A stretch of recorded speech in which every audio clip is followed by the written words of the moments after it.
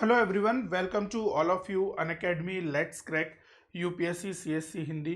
दोस्तों, आज हम बात करें कुछ और इम्पोर्टेंट करंट अफेयर्स की जो कि आपके एनवायरनमेंट के इस साल और नेक्स्ट ईयर के लिए भी काफ़ी यूजफुल होंगे। Friends, I am S K Sharma. I have 5+ years teaching experience. I appeared 2 times UPSC interview and 4 times UPSC mains exam, and I also qualified GATE and RAS exam. Unacademy पर आप अब बहुत ही awesome courses का फ़ायदा उठा सकते हो। Day by day आपके बहुत ही इम्प्रूव्ड वर्जन में आपको कोर्सेज मिल रहे हैं। और इम्पोर्टेंट अनाउंसमेंट ये है फ्रेंड्स कि आपके 21-31 अगस्त से नया आईएएस का बैच चालू हुआ है, जो कि हिंदी मीडियम के लिए काफ़ी इनोवेटिव और काफ़ी ज़्यादा शानदार बैच है। यू कैन जॉइन इट और बिल्कुल बेसिक से लेकर आप एडवांस लेवल तक की तैयारी इसमें कर सकते हो। आप अनअकैडमी पर अब डिफरेंट डिफरेंट क्लासेस को बहुत ही इंटरेक्टिव मैनर में देखेंगे, और यहाँ पर आपको इंडिया के बेस्ट 100 से कई ज़्यादा एजुकेटर्स आपको यहाँ पढ़ा रहे हैं, और टोटल 15,000 से भी ज़्यादा कोर्सेज यहाँ पर आपके अवेलेबल होंगे। इन सभी कोर्सेज का फ़ायदा आप उठा सकते हो। यहाँ पर आप आइकॉनिक और प्लस 2 तरीके के सब्सक्रिप्शन ले सकते हो, जिसमें आप प्लस सब्सक्रिप्शन 44,000 में है, बट आपको 10% extra discount plus complete guidance के लिए आपको S K Sharma referral code use करना होगा। Just use the referral code S K Sharma और इसे अप्लाई कीजिए। 39,600 में आप 1 ईयर का सब्सक्रिप्शन ले पाओगे, और 2 साल के सब्सक्रिप्शन के लिए आपको अगेन 10% डिस्काउंट के लिए 57,600 में आप ये डिस्काउंट ले सकते हैं। और यहाँ पर भी आपको S K Sharma referral code use करना होगा। अगर आप आइकॉनिक सब्सक्रिप्शन लेना चाहते हैं, जिसमें आपको personal feedback, personal coach, daily question answer writing practice और मैनी मोर थिंग्स अवेलेबल होंगे, तो ये सब्सक्रिप्शन जो है आइकॉनिक, वो केवल 1 ईयर और 2 ईयर के कोर्सेज पर अवेलेबल है। तो 1 ईयर का जो कोर्स है आप वो S K Sharma referral code के साथ 57,600 पर आप ले पाएंगे 1 ईयर का आइकॉनिक सब्सक्रिप्शन, और 2 साल का आइकॉनिक सब्सक्रिप्शन आप 89,100 रुपीज़ में ले सकते हो। तो इस तरीके से आप 1 ईयर का आइकॉनिक सब्सक्रिप्शन और आप 2 ईयर का आइकॉनिक सब्सक्रिप्शन ले पाएंगे। रिमेंबर दैट, जब आपको रेफरल कोड यूज करना है तो कैपिटल लेटर्स में SKSHARMA लिखिएगा, और उसमें कोई भी स्पेस आपको नहीं लगाना है, उसे आप लगातार ही लिखिएगा। डेली आपके फ्री स्पेशल क्लासेस होती हैं क्विज़िज की, जो कि मंडे टू सैटरडे आप रात को 10:30 PM पर ज्वाइन कर सकते हो, उसे देख सकते हो। तो चलिए दोस्तों, आज का पहला टॉपिक है प्लास्टिक अपशिष्ट। जैसा कि आप सभी को पता है, जो प्लास्टिक है एक प्रकार का पॉलीमर है, एक प्रकार का बहुलक है। तो ये आपके एथीन के बहुलकीकरण से बनता है, पॉलीथीन यानी पॉली प्लस एथीन। और यह हमारी प्रकृति में बायोडिग्रेडेबल नहीं होता है, इसका प्राकृतिक रूप से क्षरण नहीं होता है। और जब इसका प्राकृतिक रूप से क्षरण नहीं होता है, तो फिर यह आपके काफ़ी लंबे टाइम तक हमारी पारिस्थितिकी में बना रहता है, और जो कि एक बहुत बड़ा प्रदूषक कारण होता है। जैसे कि रिसेंटली भी आपके 2018 में भी प्लास्टिक अपशिष्ट प्रबंधनों में चेंज किए गए, आपके और भी काफ़ी सारे परिवर्तन हमने किए हैं ताकि प्लास्टिक को ख़त्म किया जाए। परंतु अब इम्पोर्टेंट बात यह है कि एक ऐसी संस्था बनी वर्ष 2019 में, जिसने काफ़ी बड़े लेवल पर ना सिर्फ प्लास्टिक प्रबंधन करने की बात की, बल्कि पूर्णतः से ख़त्म करने की भी बात की। सिंगापुर नामक स्थित बहुत ज़्यादा फेमस ऑर्गेनाइजेशन है ये, एक एनजीओ है, आपके alliance to end way plastic waste. तो जो alliance to end plastic waste है, इसने अगले 5 वर्षों में प्लास्टिक अपशिष्ट को कम करने के लिए भारत में 70 से 100 मिलियन अमेरिकन डॉलर निवेश करने की योजना बनाई है। टोटल आपके इस एनजीओ ने पर्यावरण की परियोजनाओं के लिए टोटल 500 मिलियन अमेरिकी डॉलर के निवेश की योजना बनाई है, जिसमें से 100 मिलियन सिर्फ भारत को मिलेगा, और बाकी धनराशि आपके दक्षिण पूर्व और एशिया के देशों में, खासकर एशिया और चीन के देशों में खर्च की जाएगी।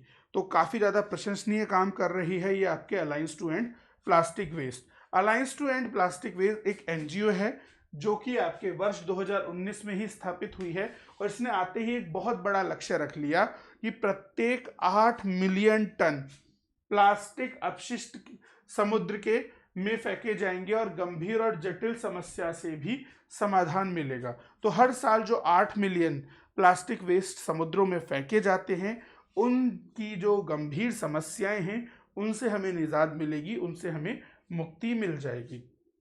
साथ साथ आपके प्लास्टिक अपशिष्ट की रोकथाम के साथ साथ इसे मूल्यवान बनाने की श्रृंखला में भी लगभग आपके 50 कंपनियां एक साथ गुट बनाकर, अलायंस बनाकर इस प्लास्टिक जैसी बड़ी समस्या का निदान कर रही हैं। और आपके इन्हीं 50 कंपनियों ने लगभग 1.5 मिलियन अमेरिकी डॉलर का निवेश करने का भी बीड़ा अपने सर पर उठाया है। तो ये काफी बड़े काम, काफी बड़ी परियोजनाएं यहाँ पर आपके की जा रही हैं। साथ साथ भारत ने ये जो वचन लिए, जो प्रतिबद्धता दिखाई, वह आपके 28 जुलाई को दिखाई। और 28 जुलाई यानी कि विश्व प्रकृति संरक्षण दिवस। तो 28 जुलाई के अवसर पर ना सिर्फ बेहतर प्लास्टिक प्रबंधन, बल्कि प्लास्टिक के अपशिष्ट को ही समाप्त करने के लिए प्रतिबद्धता भारत सरकार ने दिखाई है और इसके लिए निवेश की भी घोषणा की है। तो 28 जुलाई, जो कि विश्व प्रकृति संरक्षण दिवस के रूप में मनाया जा रहा है, हर साल इसी दिन आपके प्राकृतिक संसाधनों के महत्व के बारे में जागरूकता फैलाई जाएगी और प्रयास के काफ़ी महत्वपूर्ण कार्य किए जाएंगे।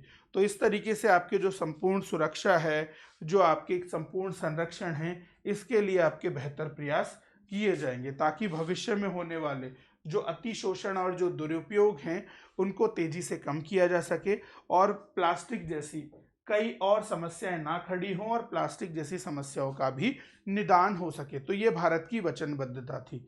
और भारत ने इसी श्रेणी में आपके गंगा नदी के अंदर प्लास्टिक अपशिष्ट को कम करने के लिए एक बहुत ही महत्वपूर्ण प्रोजेक्ट चलाया है, जिसका नाम है प्रोजेक्ट अविरल। प्रोजेक्ट अविरल, जो कि alliance to end plastic waste के सहयोग से चलाया जा रहा है, इसका उद्देश्य है कि गंगा नदी के अंदर शुद्ध पानी रहे, इसीलिए ज़रूरी है कि निरंतर गंगा हमारी बहती रहे। और गंगा के निरंतर बहने के लिए सबसे ज़्यादा आवश्यक हो जाता है कि आपके जो उसके रुकावट बनती है वो है प्लास्टिक।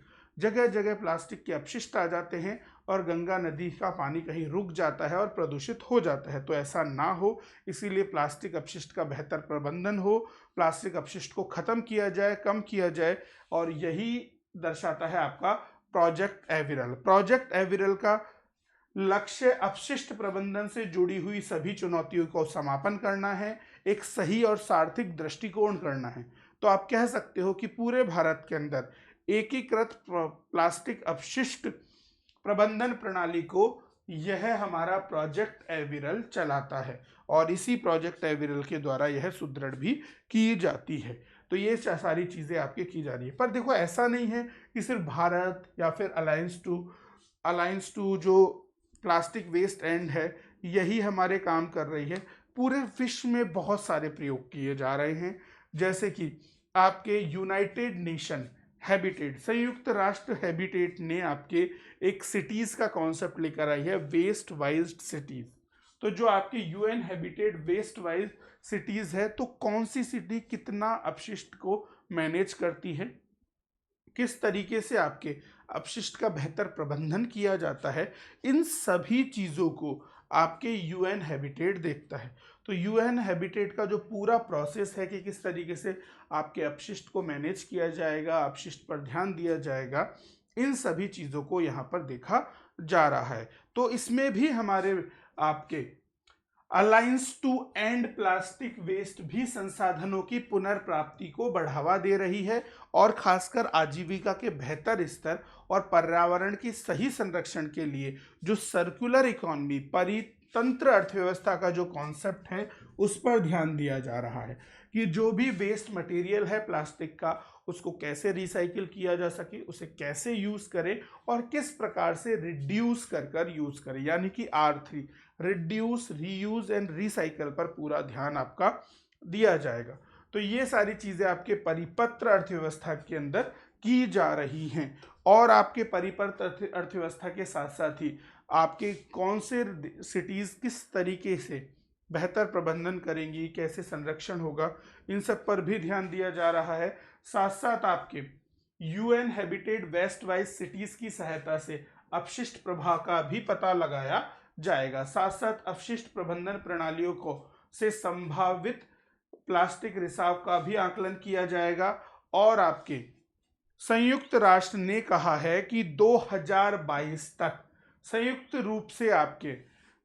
रूप से 2022 तक 20 ऐसे शहर डेवलप होंगे जो जिनके पास टोटल अत्याधुनिक टेक्निक्स होंगी और वह आपके प्लास्टिक का बेहतर प्रबंधन करेंगे। तो ये भी एक विश्वव्यापी पहल है और बहुत ही महत्वपूर्ण पहल है। ऐसे ही हमारे भारत ने बढ़ चढ़कर हिस्सा लिया zero plastic waste cities initiative में। जैसे कि इसके नाम से ही पता चल रहा है कि खासकर आपके भारत और वियतनाम ने इस पहल को लागू किया और भारत और वियतनाम ने इस पहल को लागू किया, जहां पर आपके नगर पालिकाएं अपशिष्ट प्रबंधन में सुधार लाएंगी एवं उन्हें आवश्यक सहायता भी दी जाएगी ताकि आपके जीरो प्लास्टिक वेस्ट हो, कि किसी भी प्रकार का कोई भी प्लास्टिक वेस्ट ना हो और जो भी प्लास्टिक हो उसका पुनः प्रयोग किया जाए और समुद्र में बहने से पूर्णतः प्लास्टिक वेस्ट को रोक दिया जाए। तो इसी लक्ष्य के साथ में चालू होती है zero plastic waste cities initiative और यहाँ पर आपके कुछ स्थायी सामाजिक व्यवसाय भी डेवलप किए जाएंगे। ऐसे व्यवसाय जो कि आपके प्लास्टिक के विकल्प उत्पन्न करेंगे, ऐसी सोशल कम्युनिटीज जो कि प्लास्टिक के अलावा किन किन चीज़ों को हम यूज़ कर सकते हैं, कैसे यूज़ कर सकते हैं और किस प्रकार से प्रबंधन होगा। जैसे कि पॉलीथीन की थैलियों की जगह हम कौन कौन सी प्राकृतिक थैलियाँ यूज़ कर सकते हैं। तो उस तरीके से आपके एक सामाजिक व्यवसाय लेकर आएंगे, एक सोशल कम्युनिटी पर ये वर्क करेंगे ताकि हमें एक अच्छे और बेहतर विकल्प प्लास्टिक के मिल पाएँ। और इनकी शुरुआत होती है भारत में पुडुचेरी से और वियतनाम के अंदर टेन टेन नामक शहर से। तो हमारे पुडुचेरी और टेन टेन से आपके यहाँ पर जीरो वेस्ट सिटीज इनिशिएटिव को स्टार्ट किया गया। तो इस तरीके से विश्व में भी काफ़ी पहल की गई।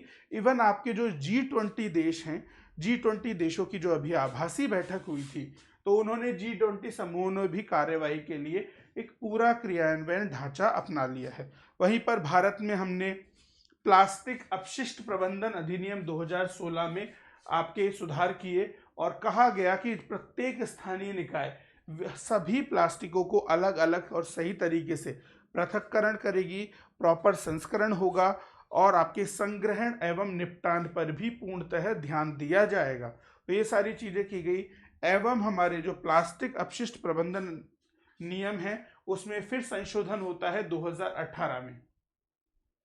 और एक बहुत ही फेमस कॉन्सेप्ट आता है विस्तारित निर्माता के उत्तरदायित्व, एक्सटेंडेड प्रोडक्शन रेस्पॉन्सिबिलिटी।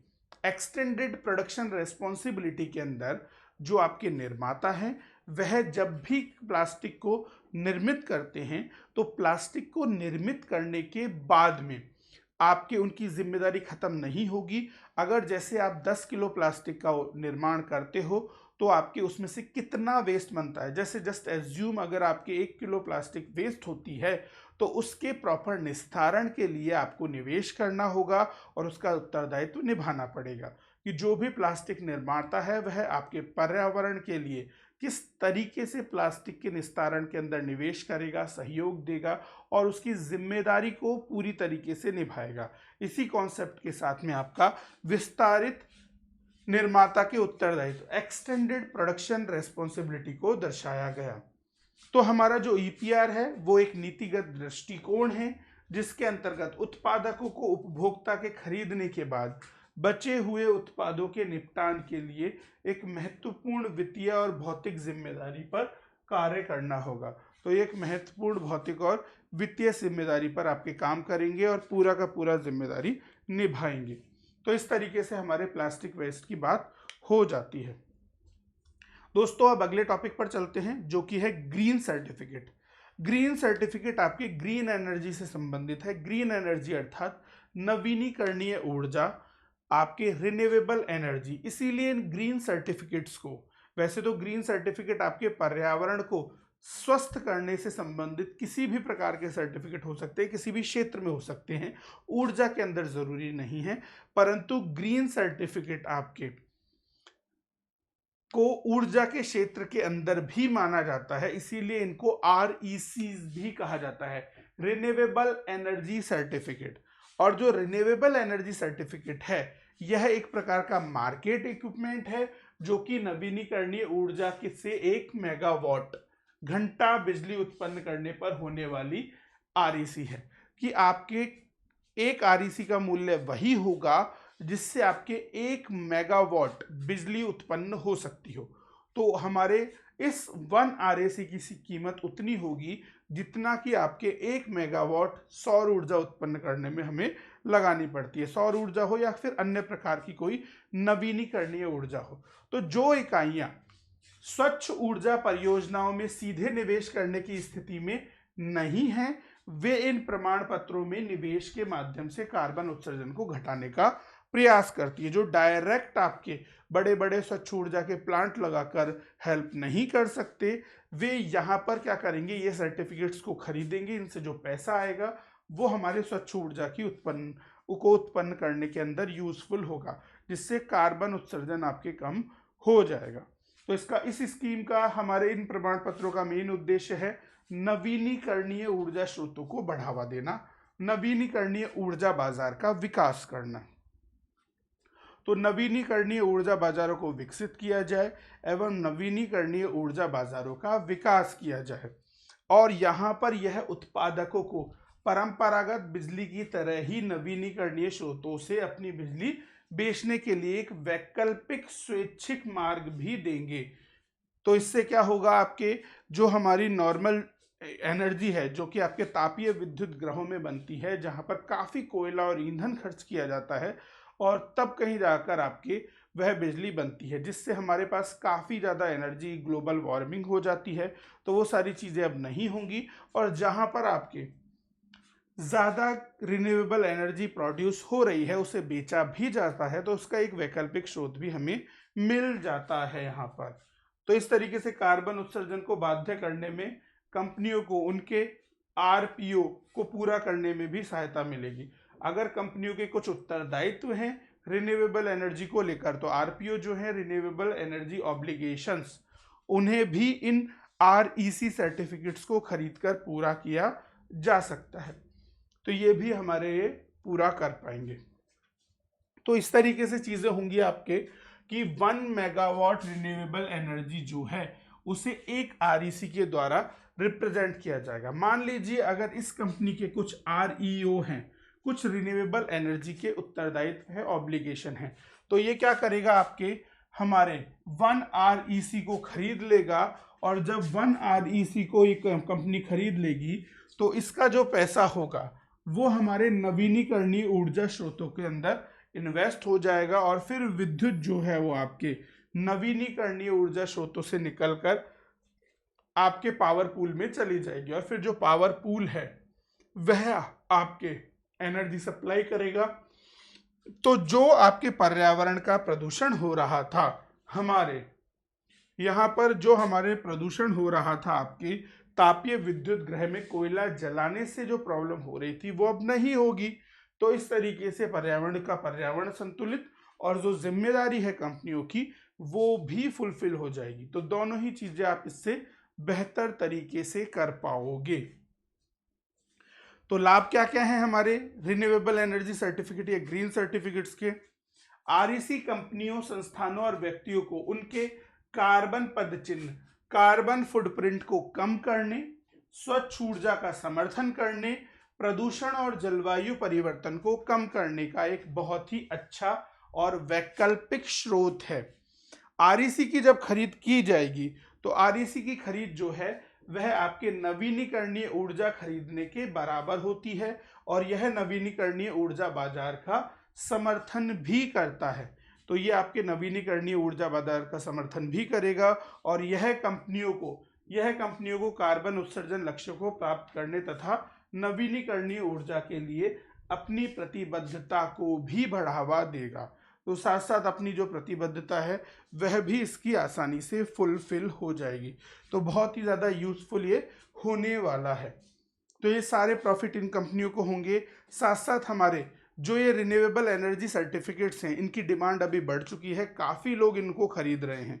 तो अभी आपके मार्च के महीने में ही देखा गया कि इनकी डिमांड 8.38 लाख यूनिट बढ़ गई। और जो हमारी power exchange of India limited है, इन्होंने मार्च में जहां 3.25 लाख के आसपास की इकाई के RECs बेचे थे, वह अब आपके काफ़ी ज़्यादा हैं। जब मार्च 2019 से मार्च 2019 में 2.4 लाख के थे, अब 3.18 लाख के हो चुके हैं।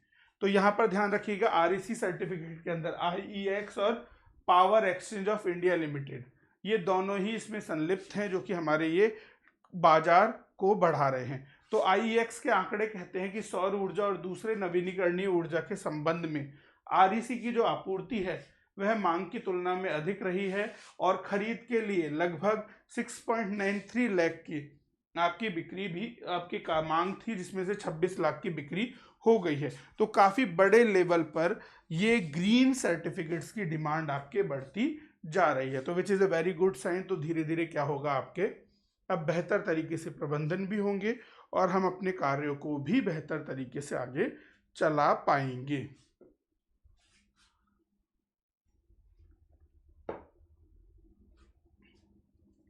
ऑपरेशन क्लीन आर्ट काफ़ी न्यूज़ में है वापस।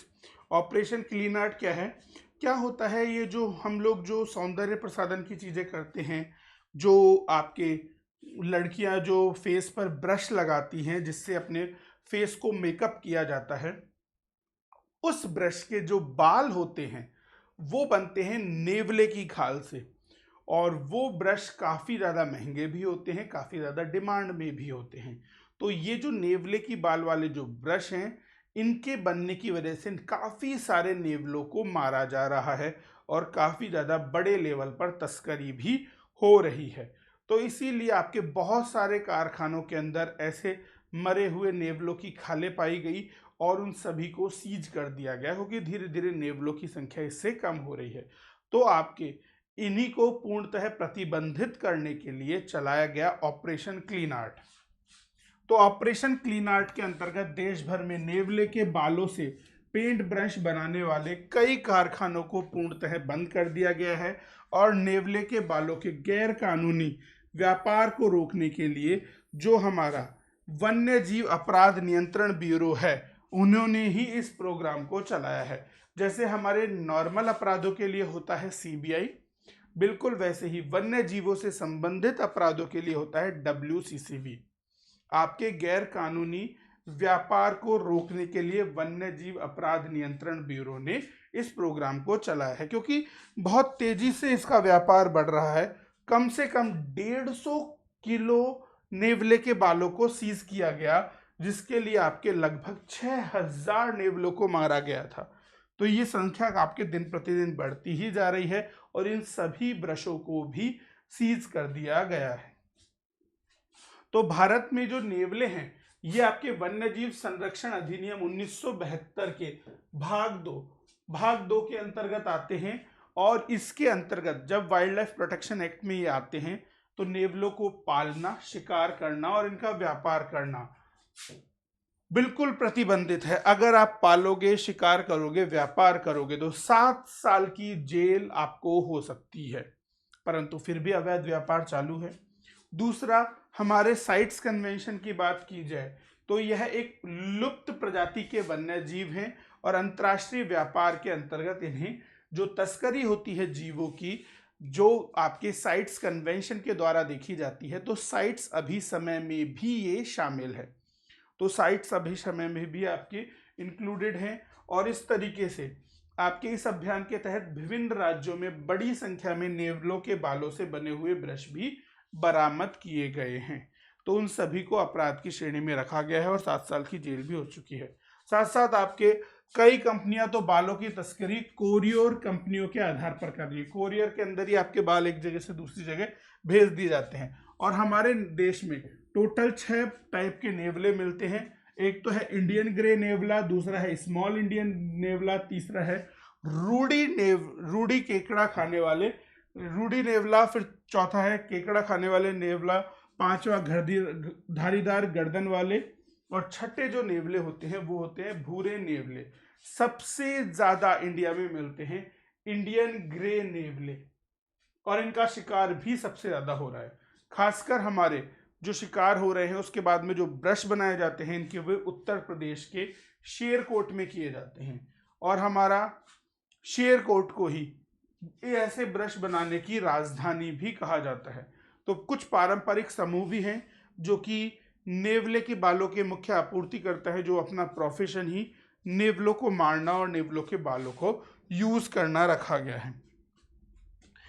कुछ ऐसे शिकारी समुदायों के नाम हैं, तमिलनाडु के नारी कुरुवास, कर्नाटका का हक्की पक्की, आंध्रा का गौंड, मध्य प्रदेश और उत्तरी भारत के ग्लुअस, सेपरस और नाथ समुदाय। ये सारी वो कम्युनिटीज हैं जो कि आपके नेवले के बालों को आपके यूज करते हैं, प्रोफेशन मानते हैं और बड़े फक्र से नेवले का शिकार करते हैं। तो कुछ ऐसी मानसिकताएं और सामाजिक परिवेश के शिकार हैं।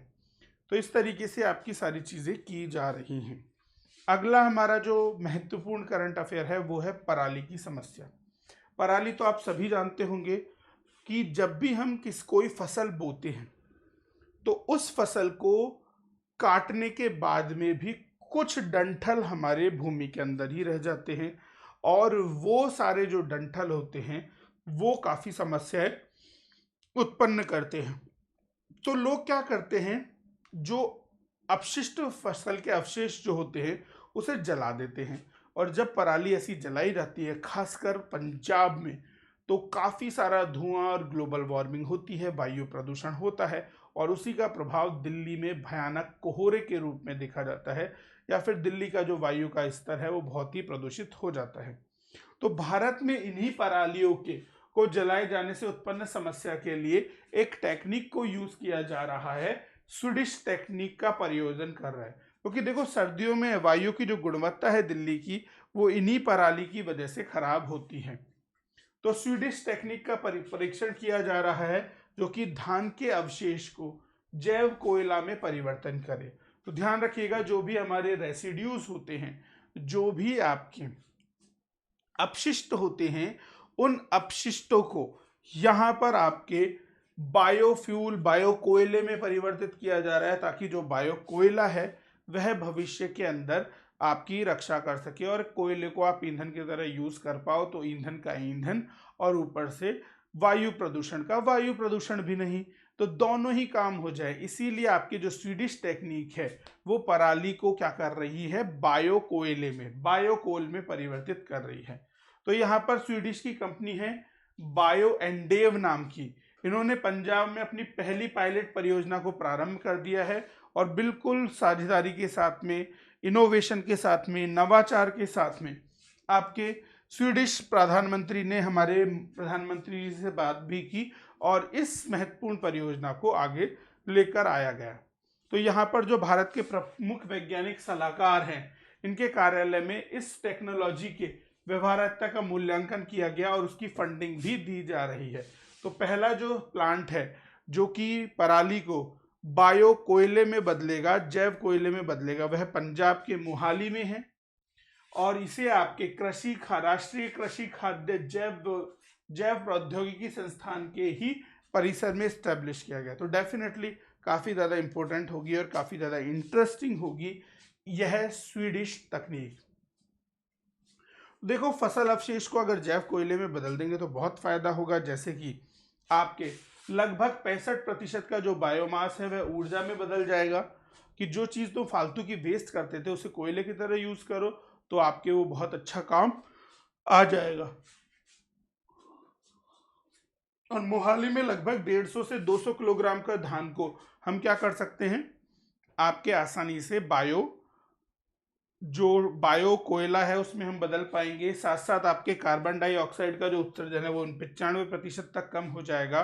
तो ये सारे फायदे होंगे। और हमारे प्रौद्योगिकी में जो भी पराली है, जैसे पुआल, घास, मिलों से निकलने वाले अवशेष, लकड़ी, ये सब आपके 250 से 300 डिग्री सेल्सियस पर गर्म किए जाएंगे। फिर बायोमास का तत्व कोयले के समान ही आपके छर्रे नुमा हो जाएगा। तो ये सारी चीजें भी आपके आसानी से फिर की जा सकेंगी। तो ये सारी चीजें हमारे बहुत ही ज़्यादा फायदेमंद होने वाली है। अब बदला कैसे जाएगा, क्या टेक्निक यूज़ करेंगे? देखो इसमें क्या होता है, आपके जो छर्रेनुमा पदार्थ होता है उसको स्टील और सीमेंट के अंदर कोयले के साथ में दहन किया जाएगा, और फिर इस टेक्निक को ही ऑलरेडी स्कैंडिनेवियन स्टील में भी यूज़ किया है, और मोहाली की क्षमता है 1500 मेगावाट एनर्जी की। तो इससे आपके क्या होगा, काफ़ी इनोवेटिव मेथड ये हमारा हो जाएगा, and it is very very effective also. तो ये सारी चीज़ें हम इस तरीके से पराली से स्वीडिश टेक्निक से बात करेंगे, तो इस चीज़ को भी ध्यान रखिएगा।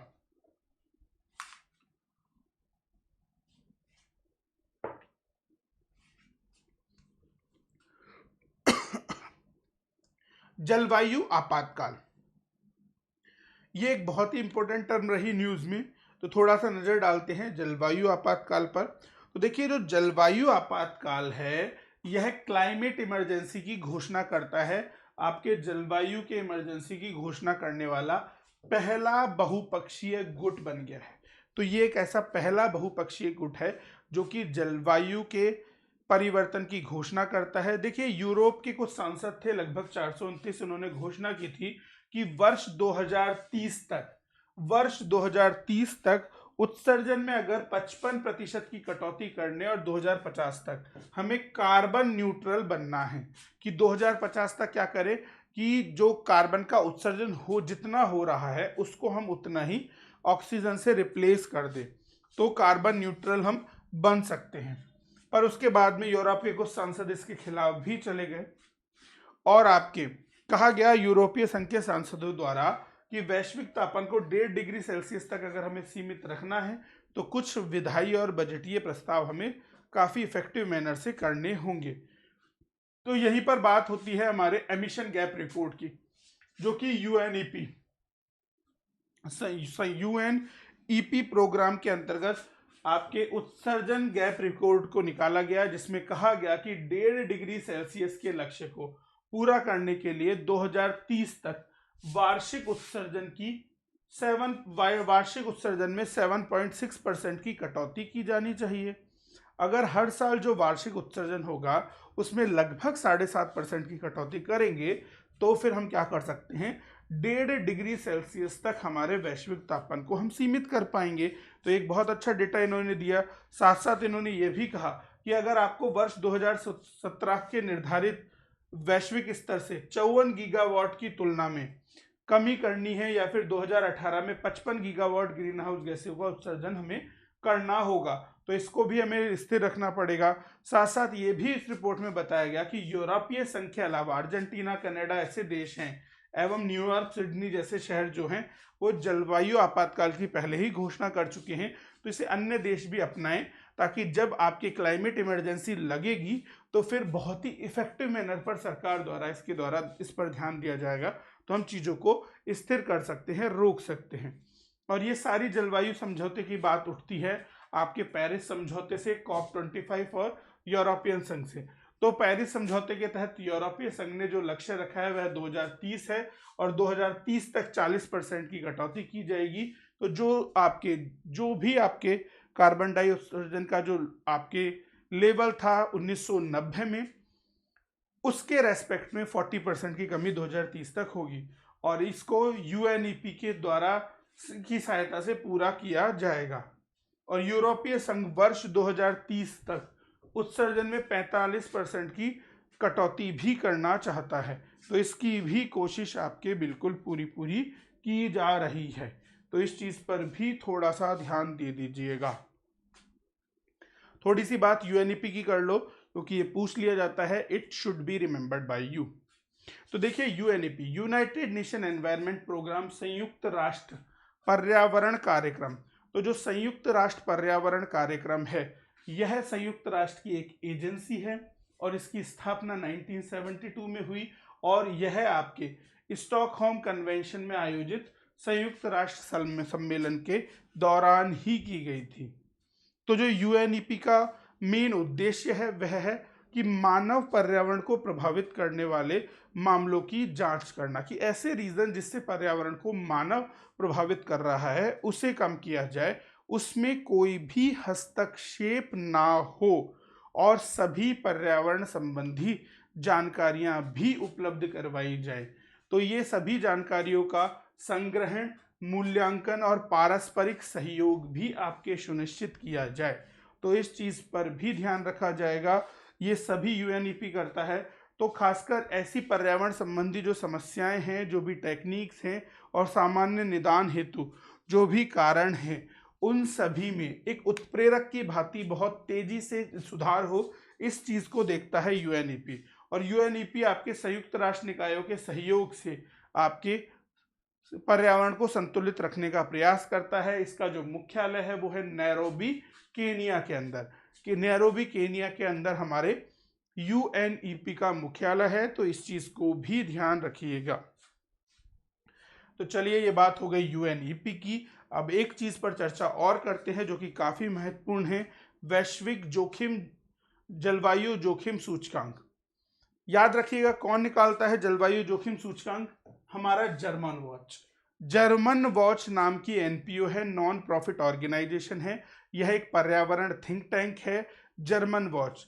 तो जर्मन वॉच निकालता है जलवायु जोखिम सूचकांक। और इन्होंने साफ साफ कहा है कि पिछले 20 सालों में 12,000 मौसम संबंधी घटनाएं लगभग हुई हैं और आपके 5 लाख लोगों की मौत भी हुई है।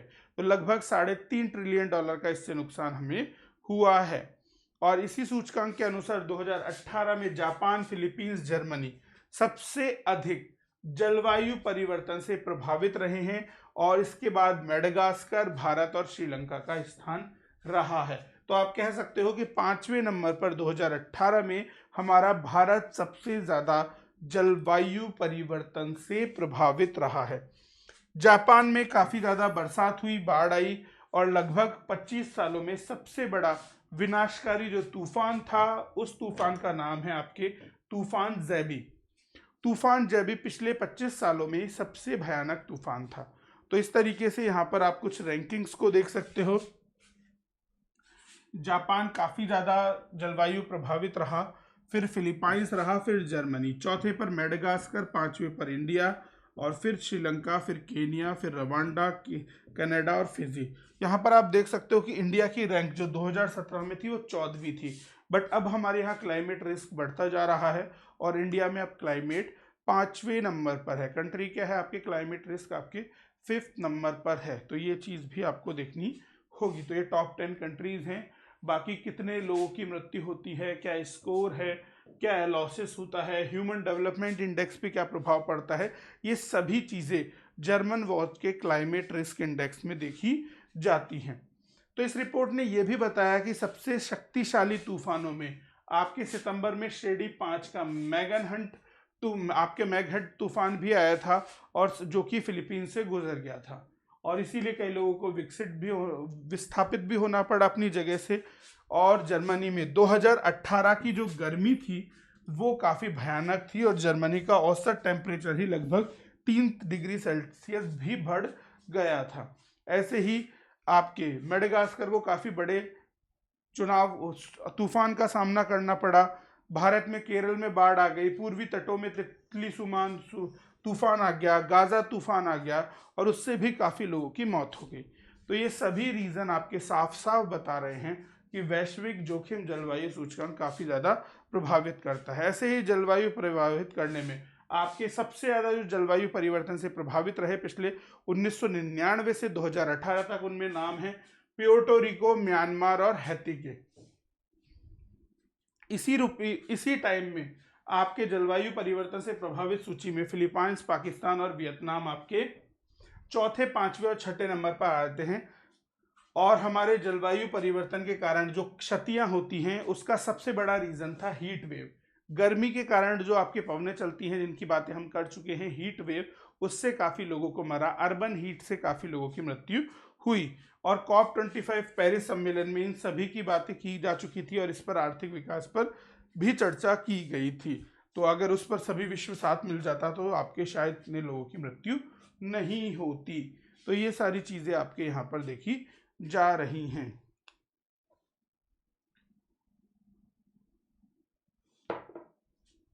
चलिए दोस्तों, आपके मंडे को एक लंबी क्लास लेंगे इन सब टॉपिकों पर। जैसे कि आपके कुछ प्रॉब्लम्स हो रही हैं नेट वेट में, तो उसकी वजह से मैं आपकी लाइव क्लास नहीं ले पाया, पर ये आपके रिकॉर्डेड क्लास आपको दे दी गई है। अगली क्लास बिल्कुल लाइव क्लास होगी, क्योंकि तब तक टेक्निकल इश्यूज पूरे रिजॉल्व हो जाएंगे। तो thank you to all of you, thank you for listening me. और जब आप अनअकैडमी को सब्सक्राइब करें तो आप SK शर्मा रेफरल कोड को यूज़ कर सकते हैं। तो remember that, use the referral code SK Sharma.